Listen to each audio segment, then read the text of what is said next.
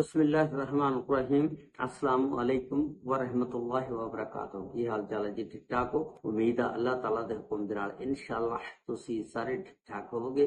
अल्लाह ताला सब ते रहमत फरमाए। अल्लाह ताला सब नूं अपने हिफ्ज़ ईमान दे विच रखे। अज दे व्लॉग दे विच मैं तुहानूं एक इंतहाई अफसोसनाक वाकया कि औरत दी ही दुश्मन बन गई कि उस औरत ने एडी वड्डी बदमाश कि जिन्हें एक दूसरी औरत नूं नचवाने ते मजबूर करता और फिर वो औरत दे उन्हें कपड़े भी लवा के ते ਉਹਦਾ ਨੰਗਾ ਡਾਂਸ ਕਰਵਾਇਆ। ਉਹ ਕਿੱਡੀ ਵੱਡੀ ਬਦਮਾਸ਼ ਹੋ ਗਈ ਔਰਤ ਜਿਨੇ ਉਸ ਦੂਸਰੀ ਔਰਤ ਦੇ ਕੱਪੜੇ ਲਵਾ ਕੇ ਉਹਦਾ ਨੰਗਾ ਡਾਂਸ ਕਰਵਾਇਆ। ਔਰ ਫਿਰ ਜਿਹਦਾ ਡਾਂਸ ਕਰਵਾਇਆ ਗਿਆ वो बेचारी थाने गई, जाके पर्चा दर्ज कराया, FIR दर्ज कराई, लेकिन थाने वालियां ने भी उसकी कोई गलबात ना सुनी।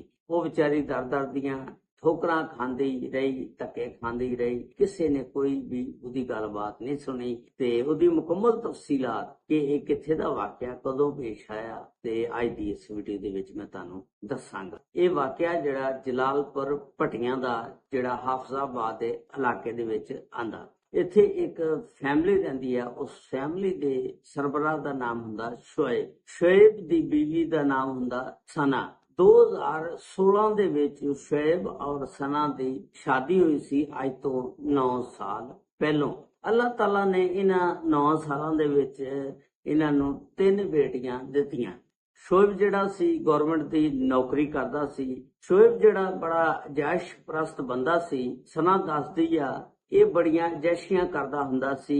ਇੱਕ ਲੜਕੀ ਨੂੰ ਫੜਦਾ ਸੀ ਤੇ ਉਹਨੂੰ ਛੱਡਦਾ ਸੀ, ਦੂਜੀ ਫੜ ਲੈਂਦਾ ਸੀ, ਫਿਰ ਦੂਸਰੀ ਲੜਕੀ ਨੂੰ ਛੱਡਦਾ ਸੀ, ਤੀਸਰੀ ਲੜਕੀ ਫੜ ਲੈਂਦਾ ਸੀ।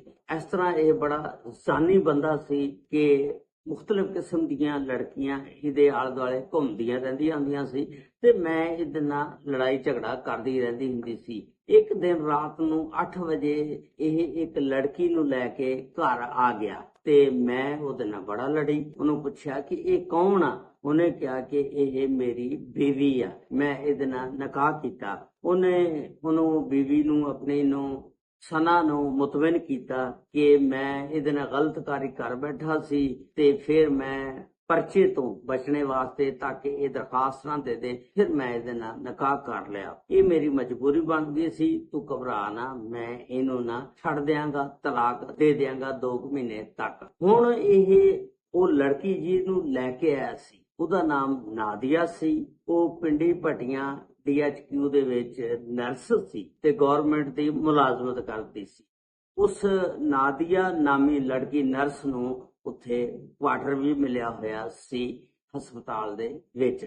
ਹੁਣ ਇਹ 1 ਮਹੀਨਾ ਸਨਾ ਔਰ ਨਾਦੀਆ ਜਿਹੜੀਆਂ ਦੋਨੋਂ ਉਹਦੀਆਂ ਬੀਵੀਆਂ ਲੱਗਦੀਆਂ ਸੀ ਸ਼ੁਏਬ ਦੀਆਂ, ਇੱਕ ਘਰ ਦੇ ਵਿੱਚ ਹੀ ਰਹੀਆਂ। 1 ਮਹੀਨੇ ਬਾਅਦ ਸ਼ੁਏਬ ਜਿਹੜਾ ਕਹਿੰਦਾ ਕਿ ਮੈਂ ਨਾਦੀਆ ਦੇ ਨਾਲ ਜਾ ਰਿਹਾ, ਉੱਥੇ ਇਹਦੇ ਕੁਆਟਰ ਤੇ ਹੀ ਰਵਾਂਗਾ, ਇਹਨੂੰ ਕੁਆਟਰ ਮਿਲਿਆ ਹੋਇਆ ਤੇ ਮੈਂ ਥੋੜੀ ਜਿਹੀ ਦੇਰ ਬਾਅਦ ਇਹਨੂੰ ਗੇੜਾ ਗੂੜਾ ਦੇ ਕੇ ਤੇ ਤਲਾਕ ਦੇ ਦਿਆਂਗਾ, ਛੱਡ ਕੇ ਆ ਜਾਵਾਂਗਾ। ਖੈਰ ਉਹਨੂੰ ਬੜਾ ਮਜਬੂਰ ਕੀਤਾ ਕਿ ਤੂੰ ਨਾ ਜਾ, ਤੇਰੀਆਂ ਛੋਟੀਆਂ 3 ਬੱਚੀਆਂ ਨੇ ਤੇ ਇਹਨਾਂ ਬੱਚੀਆਂ ਦਾ ਕੀ ਬਣੇਗਾ। ਖੈਰ ਉਹ ਨਾਦੀਆ ਨੂੰ ਲੈ ਕੇ ਪਿੰਡੀ ਭੱਟੀਆਂ ਜਿਹੜਾ ਕੁਆਟਰ ਮਿਲਿਆ ਸੀ ਉੱਥੇ ਸ਼ਿਫਟ ਹੋ ਜਾਂਦਾ। ਬੈਗ ਬੂਗ ਲੈ ਲੈ, ਕੱਪੜੇ ਕੁਪੜੇ ਲੈ ਲੈ। ਬਸ ਫਿਰ ਉਹ ਸਾਲ ਦੇ ਵਿੱਚ 2 ਦਫਾ ਆਇਆ। 6 ਮਹੀਨੇ ਬਾਅਦ ਪਹਿਲੀ ਦਫਾ ਆਇਆ ਔਰ 6 ਮਹੀਨੇ ਬਾਅਦ ਫਿਰ ਆਇਆ। ਸਾਲ ਦੇ ਵਿੱਚ ਟੋਟਲ 2 ਦਫਾ ਸਨਾ ਦੇ ਕੋਲ ਆਇਆ ਆਪਣੀ ਬੱਚੀਆਂ ਨੂੰ ਮਿਲਣ ਵਾਸਤੇ। ਹੁਣ ਸਨਾ ਜਿਹੜੀ ਆ ਉਹਦੀ ਸੱਸ ਤੇ ਸਹੁਰਾ ਇਸ ਘਰ ਦੇ ਵਿੱਚ ਰਹਿੰਦੇ ਨੇ ਤੇ 3 ਬੱਚੀਆਂ ਤੇ ਸ਼ੁਏਬ ਜਿਹੜਾ ਉਹ ਦੂਸਰੀ ਬੀਵੀ ਨਾਦੀਆ ਕੋਲ ਰਹਿੰਦਾ ਤੇ ਸੱਸ ਜੋ ਕੁਛ ਲਿਆ ਕੇ ਦੇਂਦੀ ਉਹ ਪਕਾ ਲੈਂਦੀ, ਪਕਾ ਕੇ ਤੇ ਉਹਨਾਂ ਨੂੰ ਰੋਟੀ ਖਵਾਉਂਦੀ ਤੇ ਆਪ ਵੀ ਖਾਂਦੀ। ਸਨਾ ਦੱਸਦੀ ਆ ਕਿ ਬਹੁਤ ਗੁਰਬਤ ਆ ਗਈ ਤੇ ਇਹ ਖਰਚਾ ਵੀ ਕੋਈ ਨਹੀਂ ਸੀ ਦਿੰਦਾ, ਇਹਨੇ ਖਰਚਾ ਦੇਣਾ ਵੀ ਬੰਦ ਕਰ ਦਿੱਤਾ।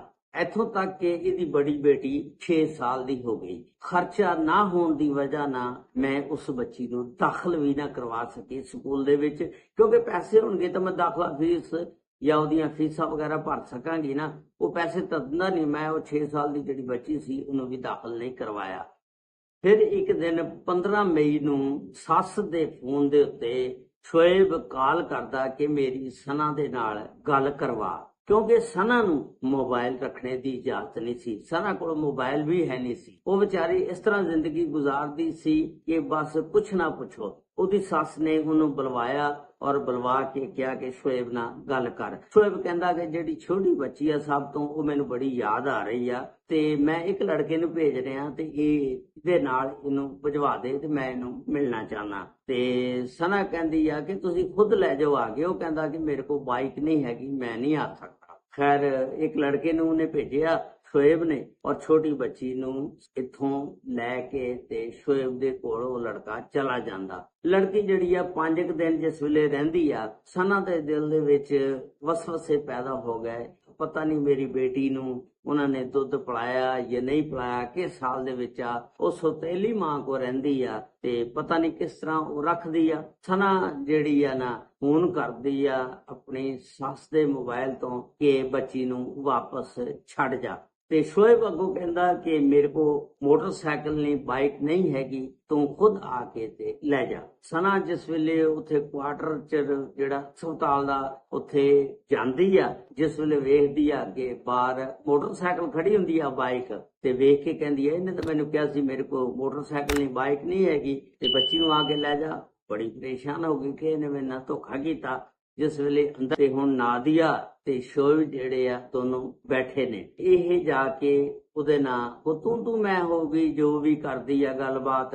ਉਹਨਾਂ ਨੇ ਖੈਰ ਇਹਨੂੰ ਜੂਸ ਵਗੈਰਾ ਪਿਲਾਇਆ ਤੇ ਇਹ ਡਰਦੀ ਜੂਸ ਨਹੀਂ ਸੀ ਪੀਂਦੀ, ਹੋ ਸਕਦਾ ਕਿ ਇਹਦੇ ਵਿੱਚ ਕੋਈ ਸ਼ੈ ਨਾ ਮਲਾਈ ਹੋਵੇ। ਖੈਰ ਉਹਨੇ ਜੂਸ ਵਗੈਰਾ ਪੀ ਲਿਆ। ਉਸ ਤੋਂ ਬਾਅਦ ਫਿਰ ਲੜਾਈ ਜਿਹੜੀ ਆ ਵੱਧਦੀ ਗਈ। ਉਹਨੇ ਨਾ ਪਾਣੀ ਵਾਲਾ ਪੈਪ ਸੀ ਰੱਖਿਆ ਹੋਇਆ, ਸ਼ੁਏਬ ਨੇ ਪਾਣੀ ਵਾਲਾ ਪੈਪ ਚੁੱਕਿਆ ਔਰ ਸਨਾ ਨੂੰ ਮਾਰਨਾ ਸ਼ੁਰੂ ਕਰ ਦਿੱਤਾ। ਸਨਾ ਨੂੰ ਬਹੁਤ ਜ਼ਿਆਦਾ ਮਾਰਿਆ ਤੇ ਉਸ ਤੋਂ ਬਾਅਦ ਜਿਹੜੀ ਦੂਸਰੀ ਬੀਵੀ ਸੀ ਨਾਦੀਆ, ਉਹ ਵੀ ਉੱਠ ਕੇ ਆ ਕੇ ਉਹਨੂੰ ਮਾਰਨ ਲੱਗ ਪਈ। ਇਹ ਦੋਨੋਂ ਸ਼ੁਏਬ ਔਰ ਨਾਦੀਆ ਸਨਾ ਦੇ ਦੁਆਲੇ ਹੋ ਗਏ, ਇਹਦੇ ਕੱਪੜੇ ਪਾੜ ਦਿੱਤੇ। ਉਸ ਤੋਂ ਬਾਅਦ ਨਾਦੀਆ ਉਹ ਕਹਿਣ ਲੱਗੀ ਕਿ ਇਹਨੂੰ ਕਹਿ ਕੇ ਡਾਂਸ ਕਰੇ, ਔਰ ਫਿਰ ਸ਼ੁਏਬ ਨੇ ਉਹਨੂੰ ਕਿਹਾ ਕਿ ਮੇਰੀ ਇਹ ਜਿਹੜੀ ਬੀਵੀ ਨਾਦੀਆ ਹੈ, ਇਹਨੂੰ ਡਾਂਸ ਬੜਾ ਪਸੰਦ ਆ ਤੇ ਤੂੰ ਹੁਣ ਨੰਗੀ ਡਾਂਸ ਕਰ। ਉਹਨੇ ਸ਼ੁਏਬ ਦੇ ਬੜੇ ਮਿੰਨਤਾਂ ਤਰਲੇ ਕੀਤੇ ਕਿ ਮੈਂ ਤੇਰੀ ਬੀਵੀ ਆ, ਜਾਣਦੇ ਇਹ ਠੀਕ ਨਹੀਂ ਹੈਗਾ ਕੰਮ। ਉਹਨੇ ਮਾਰਨਾ ਸ਼ੁਰੂ ਕਰ ਦਿੱਤਾ। ਉਹਨੇ ਕਿਹਾ ਅਗਰ ਤੂੰ ਡਾਂਸ ਨਹੀਂ ਕਰੇਂਗੀ ਮੈਂ ਤੈਨੂੰ ਬਹੁਤ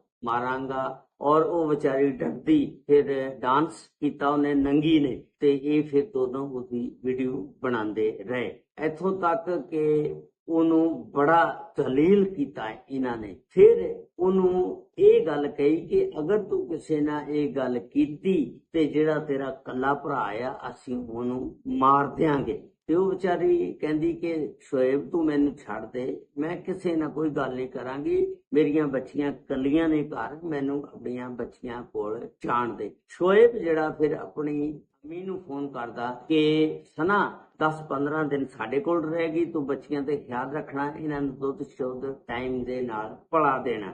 ਉਸ ਤੋਂ ਬਾਅਦ ਉਹਨੂੰ 20 ਦਿਨ ਉਹਨਾਂ ਨੇ ਆਪਣੇ ਕੋਲ ਰੱਖਿਆ, ਇੱਕ ਕਮਰੇ ਦੇ ਵਿੱਚ ਹੋਵੜ ਕੇ ਉਹਨੂੰ ਬਸ ਰੋਟੀ ਵਗੈਰਾ ਦੇ ਦੇਣੀ ਜਾਂ ਪਾਣੀ ਵਗੈਰਾ, ਉਹਦੇ ਨਾਲ ਬੜਾ 20 ਦਿਨ ਜ਼ੁਲਮ ਕੀਤਾ। ਉਸ ਤੋਂ ਬਾਅਦ ਉਹਨੇ ਸ਼ੁਏਬ ਦੇ ਮਿੰਨਤਾਂ ਤਰਲੇ ਕੀਤੇ ਕਿ ਤੂੰ ਮੈਨੂੰ ਜਾਣ ਦੇ, ਬੱਚੀਆਂ ਕੱਲੀਆਂ ਘਰ ਨੇ, ਤੇਰੀ ਮਿਹਰਬਾਨੀ ਆ। ਸ਼ੁਏਬ ਕਹਿਣ ਲੱਗਾ ਕਿ ਅਗਰ ਤੂੰ ਕਿਸੇ ਨਾਲ ਜਾ ਕੇ ਇਹ ਗੱਲ ਨਹੀਂ ਕਰੇਂਗੀ ਫਿਰ ਮੈਂ ਤੈਨੂੰ ਛੱਡਾਂਗਾ। ਖੈਰ ਉਹਨੇ ਕਿਹਾ ਕਿ ਮੈਂ ਕਿਸੇ ਨਾਲ ਕੋਈ ਗੱਲ ਨਹੀਂ ਕਰਾਂਗੀ। ਸ਼ੁਏਬ ਨਾ ਇਹ ਕੰਪਰੋਮਾਈਜ਼ ਵਾਅਦਾ ਕਰਕੇ ਤੇ ਉਥੋਂ ਘਰ ਆਪਣੇ ਸਸੁਰਾਲ ਦੇ ਆ ਜਾਂਦੀ, ਬੱਚੀਆਂ ਨੂੰ ਆ ਕੇ ਮਿਲਦੀ ਆ। ਬੱਚੀਆਂ ਜਿਹੜੀਆਂ ਨੇ ਉਹ ਵੇਖਦੀਆਂ ਨੇ, ਰੋਂਦੀਆਂ ਨੇ। ਤੀਸਰੀ ਬੱਚੀ ਵੀ ਫਿਰ ਇਹ ਲੈ ਆਉਂਦੀ ਆ ਤੇ ਜਦੋਂ ਜ਼ੁਲਮ ਕੀਤਾ ਉਹਦੀ ਮਾਂ ਨੂੰ ਮਾਰਦੇ ਰਹੇ, ਉਹ ਜਿਹੜੀ ਤੀਸਰੀ ਬੱਚੀ ਸੀ ਛੋਟੀ, ਉਹਨੇ ਵੀ ਸਾਰਾ ਇਹ ਵਾਕਿਆ ਦੇਖਿਆ ਆਪਣੀਆਂ ਅੱਖਾਂ ਦੇ ਸਾਹਮਣੇ ਕਿ ਮੇਰੀ ਮਾਂ ਦੇ ਨਾਲ ਕੀ ਹਰਕਤ ਕਰ ਰਹੇ ਨੇ। ਫਿਰ ਇਹ ਆਪਣੇ ਸਸੁਰਾਲ ਦੇ ਘਰ ਆ ਜਾਂਦੀ ਆ ਕੇ ਤੇ ਉੱਥੇ ਬੱਚੀਆਂ ਨੂੰ ਚੁੱਕਦੀ ਆ, ਤਿੰਨਾਂ ਨੂੰ ਚੁੱਕ ਕੇ ਤੇ ਆਪਣੇ ਭਰਾ ਦੇ ਘਰ ਚਲ ਜਾਂਦੀ ਹੈ। ਉੱਥੇ ਇਹਦਾ